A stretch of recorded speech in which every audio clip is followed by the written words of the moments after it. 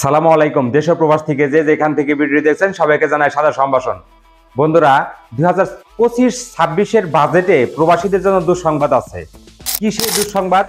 আমরা মোবাইল কয়টা নিতে পারবো এবং পুরাতন মোবাইল কয়টা নিতে পারবো, নতুন মোবাইল কয়টা নিতে পারবো, এই একটা জিনিস। আরেকটা, আমরা স্বর্ণ আমরা যেরকম নিতে পারতাম, মানে প্রতিদিন যদি আমরা দেশে যাইতাম তাহলে আমরা স্বর্ণ নিতে পারতাম। এই ব্যাপারে একটি সংশোধনী এসেছে। আপনারা যদি না জানেন তাহলে বিপদে পড়তে পারেন এই স্বর্ণ নিয়ে, আর মোবাইল নিয়েও বিপদে পড়তে পারেন বর্তমান নতুন এই বাজেটে। আরেক ভাই আমাকে কোশ্চেন করে জানিয়েছেন যে রূপা কতটুকু নেওয়া যাবে, মানে রূপা কতটুকু নেওয়া যাবে।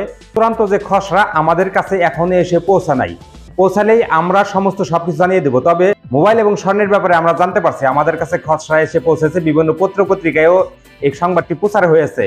প্রথমে তো আমরা বলবো যে মোবাইলে একটু পরে বলি, ফার্স্টে আমরা বলি যে স্বর্ণের পিণ্ড বা স্বর্ণের বার আমরা কতটুকু নিতে পারতাম। 10 ভরি স্বর্ণ আমরা যখনই ছুটিতে যাইতাম তখনই নিতে পারতাম, মানে সাথে করে। অনেকে আছে কিছু টাকার বিনিময়ে 500, 700, 800 টাকার বিনিময়ে আমরা নিতে পারতাম।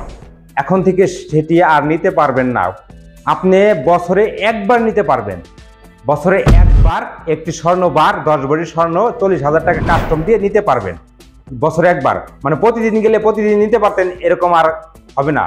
আরেকটি বিষয় হচ্ছে আপনারা মোবাইল কয়টি নিতে পারবেন।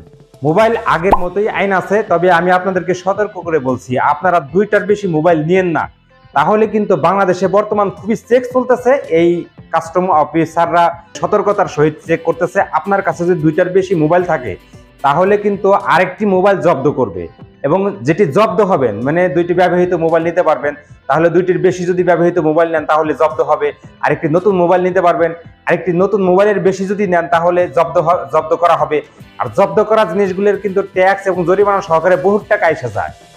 এবং আপনারা যদি ট্যাক্স দিয়ে নেন তাহলে একটু কম টাকায় নিতে পারবেন, যেমন একটা মোবাইল আপনি ট্যাক্স দিয়ে নিতে পারবেন। আর 2টি ব্যবহৃত মোবাইলের বেশি নিলে তাই সেটি জব্দ করবে। জব্দ করা মোবাইল আপনার নিতে হলে অনেক টাকা খরচ করে নিতে হবে।